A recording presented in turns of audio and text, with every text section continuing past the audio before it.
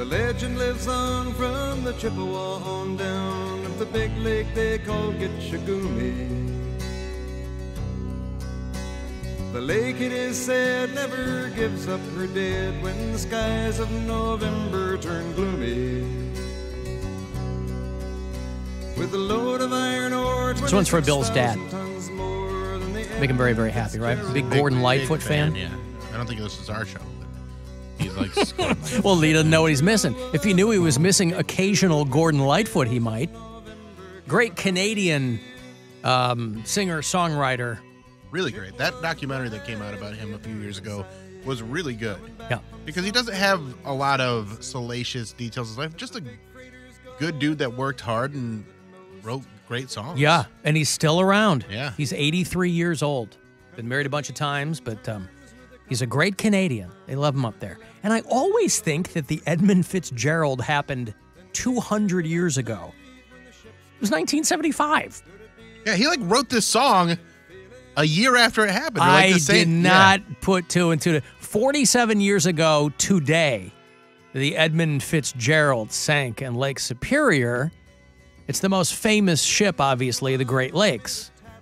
So, yeah, he did it right after. This guy had to have been, artists can be stricken with writer's block. This guy's probably sitting there. He's like, well, I did Sundown. I did a song about the sun going down. Sundown. I did If You Could Read My Mind, Love. I did a song about telekinesis. What else could I do a song about? And this guy, he picks up probably the Toronto Star or something, or the Detroit Free Press, Cleveland Plain Dealer, and he goes, oh, there's a shipwreck out on Gitchagumi. He was still calling it Gitchagumi. I thought he had Native American roots, right? Or Native Canadian roots, indigenous roots. Anyway, the Edmund Fitzgerald sank on November the 10th, 1975, with all 29 souls on board. But for some reason, I always think it's 200 years old. And it's not like writing songs about shipwrecks was a crowded field. Right. It's not like this guy was like, can you believe Journey just put out a song about the Andrea Doria? Oh, no. This is terrible. I can't compete with Jefferson Starship's tribute to the Titanic. But 47 years ago today, right out on Lake Superior, the Edmund Fitzgerald sank. They have, of course, the Great Lakes Shipwreck Museum, and the Plain Dealer today has a bunch of photos for people who are into that. People who are into maritime disasters, they are a very specific group of people. It launched in 1958.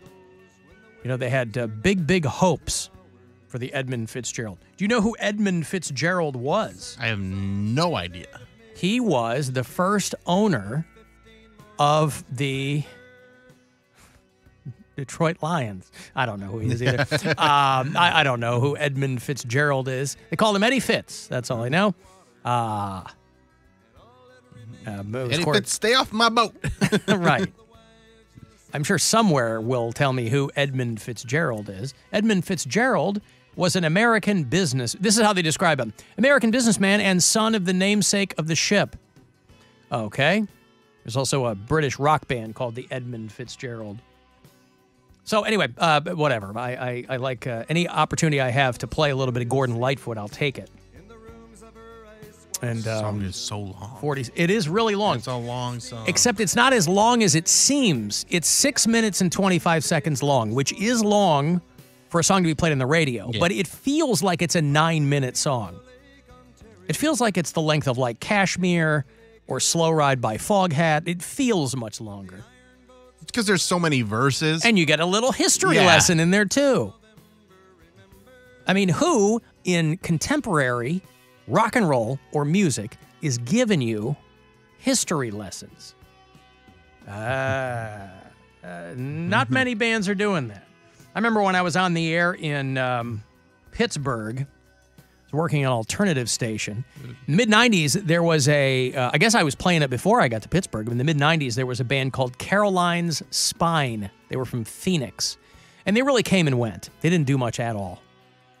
But they were opening for some bigger bands. I saw them like with Queensryche and Kiss and that kind of thing. But they had one big song called Sullivan.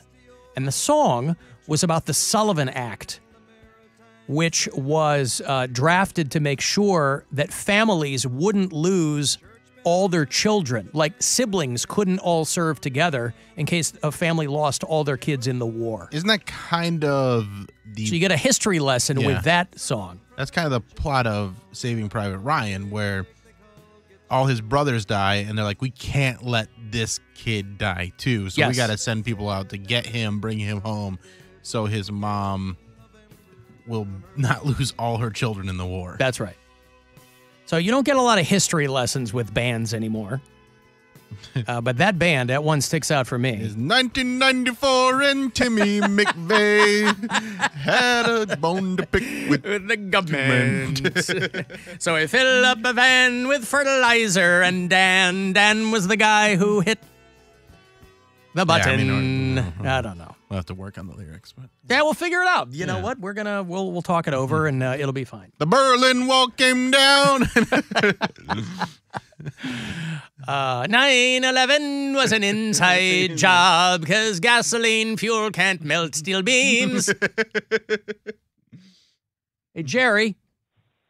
Hey, Alan. What's going on? Hey, I like that last tune you just sung there. Yeah. I got a story about the Edmund Fitzgerald. I was up in Whitefish Bay a few years ago with my wife vacationing in the Upper Peninsula. Yep. And we came across I don't know if it was the Edmund Fitzgerald Museum, but it was like a maritime museum with lighthouses and whatnot. Really cool museum. The only issue I had with it was they were playing that song on repeat.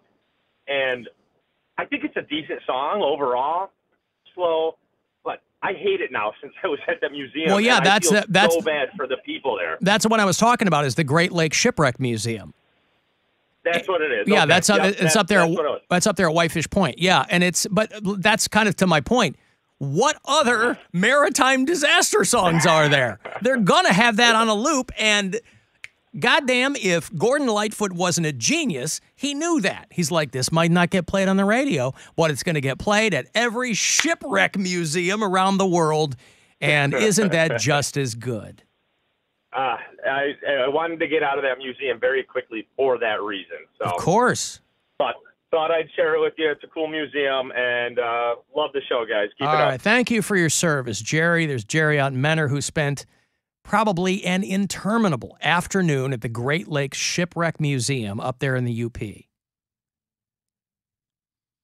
It's like you gotta go over the Mackinac Bridge and then another couple hours to get up to that Great Lakes Shipwreck Museum.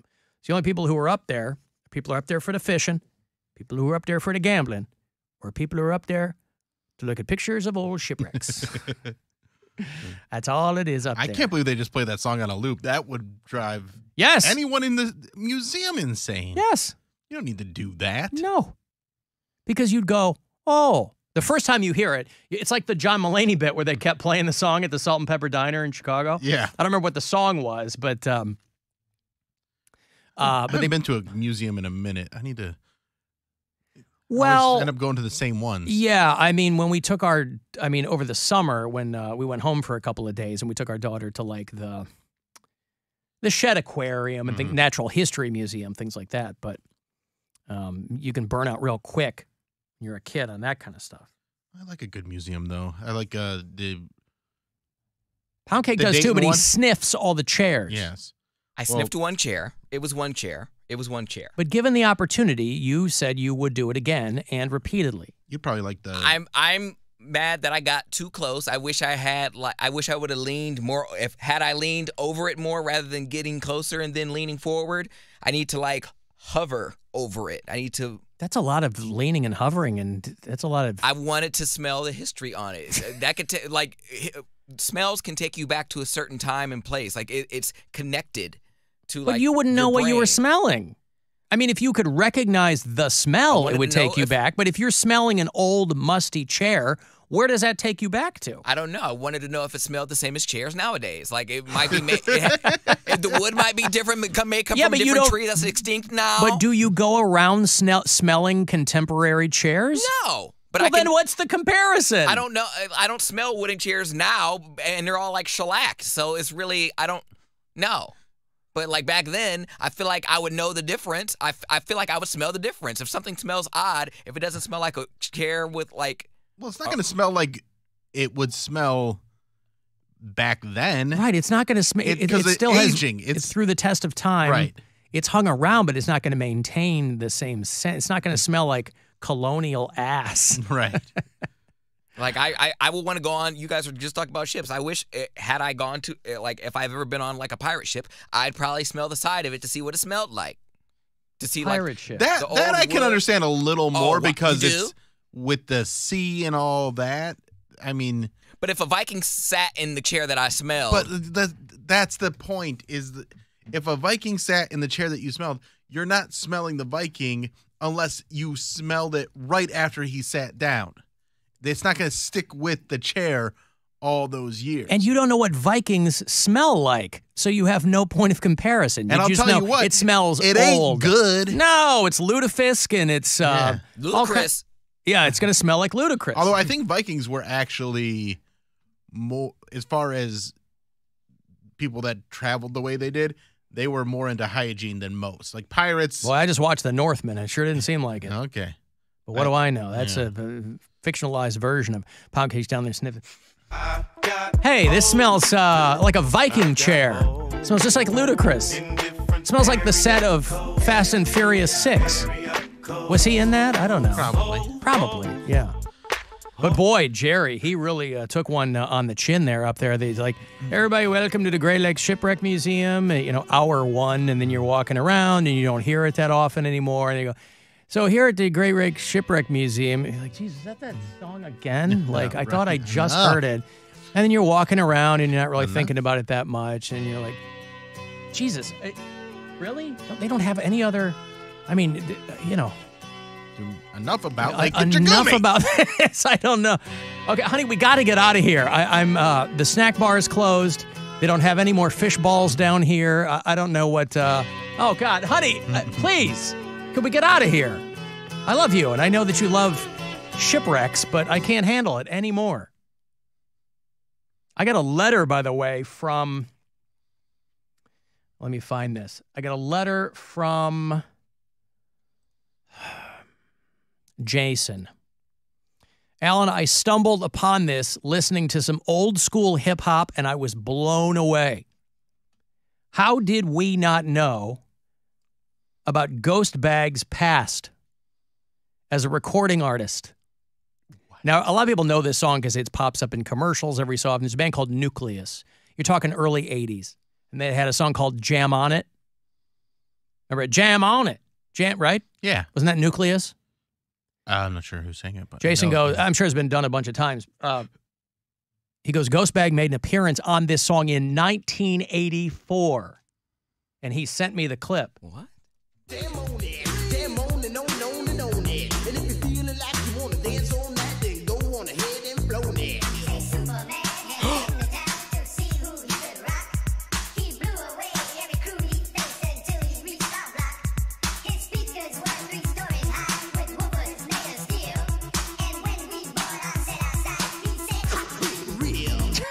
Wow. I know, it's pretty wild, isn't it? Around and he chooses. Now I feel special. And when you think, Hi, Ghost Bag. About that, sucker. All right, I didn't know that you had clout. My bad. Now I actually kind of like you.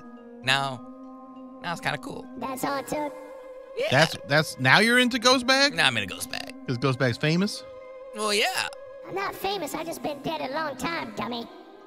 Oh. You know, I had a life before you came along. You're sitting in your room getting all flippy floppy. Well, I'm sorry. I didn't realize. Did you make people sign like NDAs and stuff? Or does that last only till they die? No, I've been dead a long time. So yeah, in the early 80s, I did some recording with some hip-hop groups. Ghost Bag was the first guy to sing about his sneakers, by the way, and I don't even have feet. Your boat. That's all we were singing about back then was feet and sneakers and how cool our chains were. And I never get any recognition. Never. What am I known for now? Watching people whack it. That's a pretty good thing to be known for. I do that too. I'd rather be in the Hip Hop Hall of Fame. I mean, I will. Now that I know that you were, You're in the Toss-Off Hall of Fame. Somebody put me in some Hall of Fame. I'll even be in the Great Lakes Shipwreck Museum. I've been dead a long time. I'll tell you what Viking ships smelled like. I was on Viking ships. And you go, how can that possibly be? They hadn't even invented plastic yet. Well, that's part of the miracle. But I was on Viking ships. You want to know what they smell like, yes, Poundcake? yes. They smell like Vikings and Viking jizz. Okay. I imagine there was a lot of tossing off on those boats. Well, they were tossing people off the side of the boat. Yeah, they'd stab them and kill them and then toss them off the side of the boat. Walking the plank. Well, they were walking the plank, all right.